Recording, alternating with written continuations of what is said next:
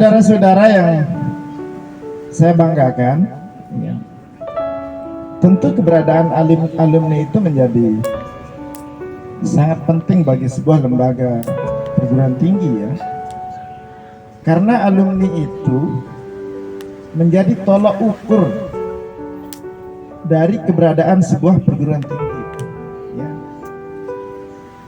Keberadaan alumni itu sekali lagi menjadi tolak ukur keberadaan sebuah lembaga tinggi. Kenapa? Kalau alumni dari sebuah lembaga perguruan tinggi itu berkualitas, maka itu menunjukkan kualitas dari perguruan tinggi. Apa indikator berkualitasnya? Tentu banyak hal, kan? Banyak hal. Salah satunya adalah keberhasilan alumni itu untuk mendapatkan pekerjaan yang layak sesuai dengan tingkat pendidikannya itu. Makanya di dalam borang itu ada standarnya, dan ada pertanyaan yang ditanyakan ke alumni itu. Ada poin yang ditanyakan. Berapa lama saudara mendapatkan pekerjaan setelah menyelesaikan studinya? Itu ada pilihannya. Ada yang sebelum lulus, ada kan yang bekerja sebelum lulus, kan? Ya, pekerjaannya macam-macam, pokoknya bekerja, ya. Yang penting pekerjaannya bukan menyelesaikan skripsi, ya. Jadi ada kategorinya, ya. Waalaikumsalam. Selamat datang Pak Wede yang gagah. Mari. Mari Pak Wede. Tidak, niki Pak Wede.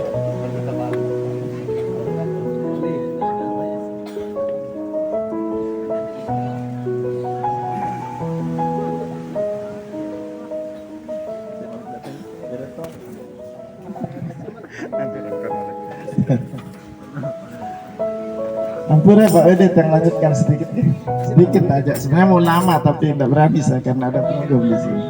Ya. Lembaganya bagus, ya. Apa ukurannya alumninya itu berhasil?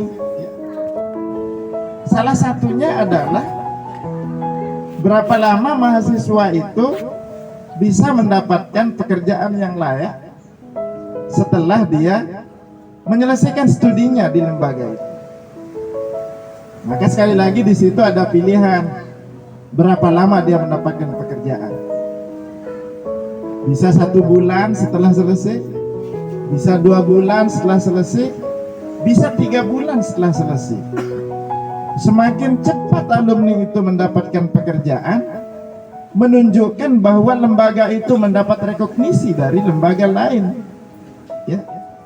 Alumni kita itu diberikan rekognisi, pengakuan oleh lembaga lain, ya, sehingga kita bisa mendengar misalnya ada alumni perguruan tinggi yang besar, misalnya, oh selesai kuliah di UIN Syarif Hidayatullah Jakarta, orang sudah mendengar namanya saja sudah tertarik untuk memakai alumninya, kan? Alumni UIN Sunan Kalijaga, begitu ada lembaga lain yang mendengar nama UIN Sunan Kalijaga, orang ingin memakai alumninya itu.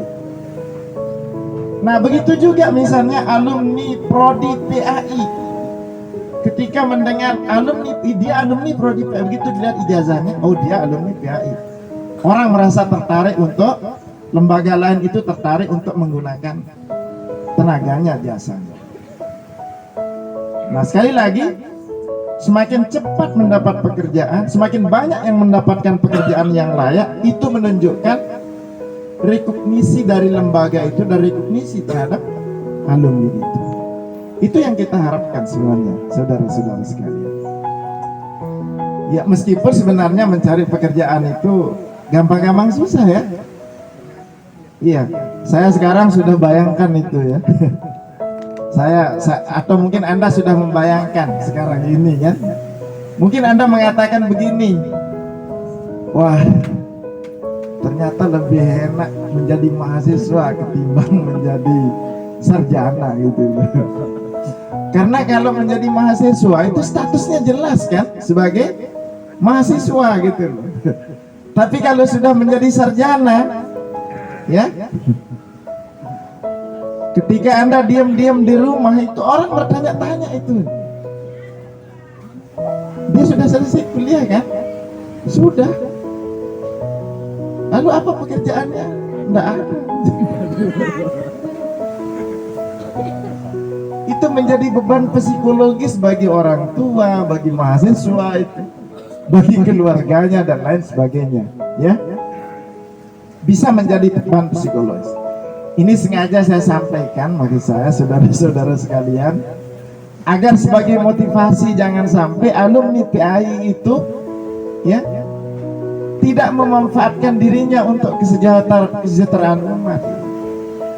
Berbuatlah atau lakukan apa saja yang bermanfaat untuk siapa saja gitu. Jangan terlalu memilih-milih pekerjaan dulu gitu. Saya harus mengajar di madrasah aliyah misalnya. Saya harus mengajar di pondok pesantren terkenal misalnya. Kalau ada peluang untuk mengajar di SD, ambil peluang itu. Kalau ada tawaran mengajar di SMP, di sanawiyah, ambil peluang itu. Karena ketika saudara tidak mengambilnya, pasti akan diambil oleh orang lain. Itu maksud saya. Kalau ada tawaran misalnya menjadi mentor di mana gitu, ambil itu. Misalnya saudara Weli karena punya bakat dalam qiraah misalnya, digunakan sebagai pelatih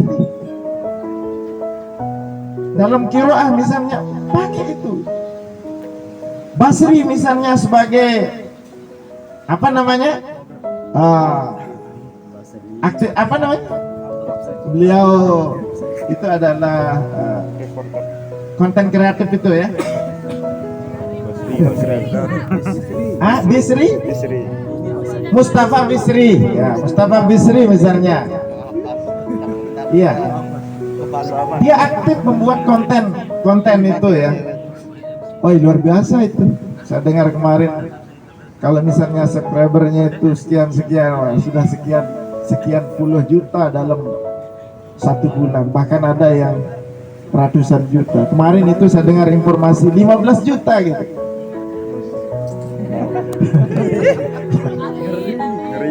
Senyumnya manis itu. Berapa sumbangan?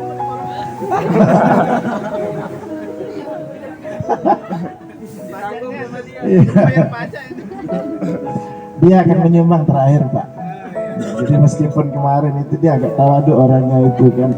Enggak katanya, tapi ujung itu amplopnya sudah besar disediakan. Ya, saya pesan juga nanti Pak Bisri ya. Ya, bikinkan kita konten kreatif untuk PAI-nya biar orang-orang tertarik ke PAI ya. Iya, ya sesekali kan bikin konten yang isinya berkaitan dengan ke-PAI-an ya. Ya di sana dimanfaatkan. Jadi itu saudara-saudara sekalian ya, kami berpesan semuanya, lestarikan yang baik-baik yang sudah saudara-saudara terima di PAI itu. Ceritakan yang baik-baik yang saudara-saudara alami selama kuliah di sini, pengalaman-pengalamannya yang berharga yang saudara-saudari dapatkan itu, ya. Dan tutuplah aibnya jika ada kekurangan-kekurangan atau kesalahan-kesalahan itu, ya. Dan kami mohon hubungan silaturahmi itu jangan hanya sekedar sampai hari ini gitu, tapi bisa berlanjut seterusnya, baik secara kelembagaan maupun beberapa orang yang ada di lembaga ini. Misalnya saudara Sepma nanti bisa melanjutkan silaturahmi dengan alumni misalnya kan, saudari Perawati misalnya dengan siapa misalnya kan, saudara Ali Nasir dengan siapa misalnya, termasuk kemarin ini bapak kita yang di depan ini Ali Nasir, Bapak Nasir ini dia menyambung silaturahmi dengan alumni meskipun dari prodi yang lain gitu ya. Saudara Mustahik ini mungkin sampai sekarang nggak akan dapat jodoh itu kalau dia nggak menjadi staf di PAI. Dan banyak lagi, ada dulu namanya Pak Lestari, ya. Dosen. Iya, itu bisa melestarikan salah satu dosen yang ada di situ gitu. Ibu Ertina. Iya, jadi silaturahmi itu tetap terjalin gitu. Nah mudah-mudahan sekali lagi, dan saya berpesan, jangan pernah memutuskan silaturahmi itu. Kita sama-sama saling membutuhkan. Suatu saat prodi membutuhkan itu, meskipun hanya sekedar untuk menjawab beberapa pertanyaan gitu ya. Kita butuhkan itu. Saudara-saudara juga kadang-kadang membutuhkan administrasi di prodi, di fakultas, di universitas itu. Maka sekali lagi jangan lupakan PAI itu sebagai ibu yang pernah mengandung saudara, meskipun dalam prosesnya itu sampai di sesar seperti yang tadi itu. Kami dari prodi mengucapkan selamat atas keberhasilan saudara-saudari semuanya untuk menyelesaikan studi di prodi PAI. Mudah-mudahan ilmu yang saudara-saudari dapatkan itu bermanfaat bagi pribadi, bagi orang tua, bagi masyarakat dan bangsa secara keseluruhan. Kami juga mendoakan mudah-mudahan saudara-saudari segera mendapat pekerjaan yang layak sesuai dengan apa yang sudah dicita-citakan. Akhirul kalam, kami mohon maaf yang sebesar-besarnya atas segala kekurangan khilafan. Wassalamualaikum warahmatullahi taala wabarakatuh.